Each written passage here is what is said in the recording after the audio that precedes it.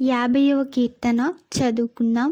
దేవాది దేవుడైన యెహోవా ఆజ్ఞ ఇచ్చుచున్నాడు.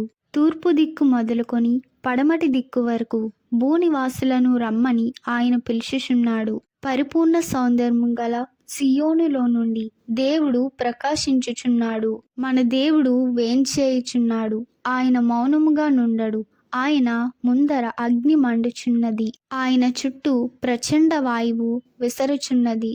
ఆయన తన ప్రజలకు న్యాయము తీర్చుటకై బల్యార్పణ చేత నాతో నిబంధన చేసుకొనిన నా భక్తులను నా యుద్ధకు సమకూర్చుడని మీది ఆకాశమును భూమిని పిలుచుచున్నాడు.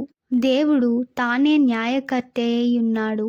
ఆకాశము ఆయన నీతిని తెలియజేయుచున్నది. నా జనులారా, నేను మాటలాడబోచున్నాను, ఆలకించుడి. ఇశ్రాయేలు ఆలకింపుము. నేను దేవుడను, నేను నీ మీద సాక్ష్యము పలికెదను. నీ బలుల విషయమై నేను నిన్ను గద్దించుటలేదు.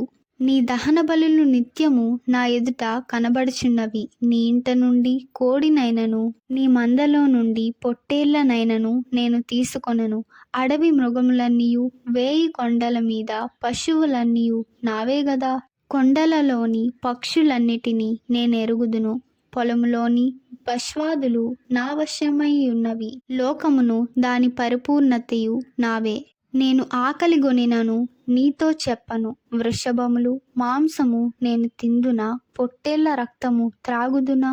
దేవునికి స్తుతియాగము చేయుము. మహోన్నతునికి నీ మొక్కుబడులు చెల్లించుము.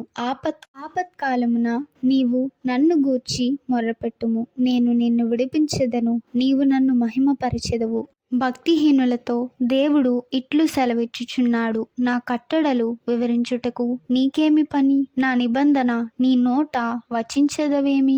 దిద్దుబాటు నీకు అసహ్యము గదా. నీవు నా మాటలను నీ వెనుకకు త్రోసివేసెదవు.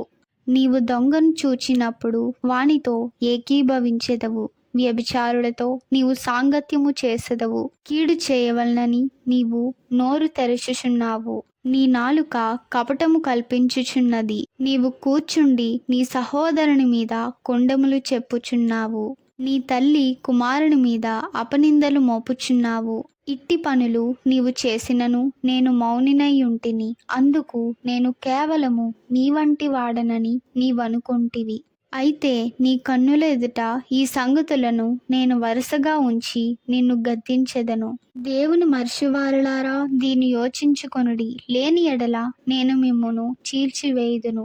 తప్పించువాడెవడును లేకపోవును. స్తుతియాగము అర్పించువాడు నన్ను మహిమపరచుచున్నాడు. నేను వానికి దేవుని రక్షణ కనపరిచినట్లు వాడు మార్గము సిద్ధపరచుకొనెను.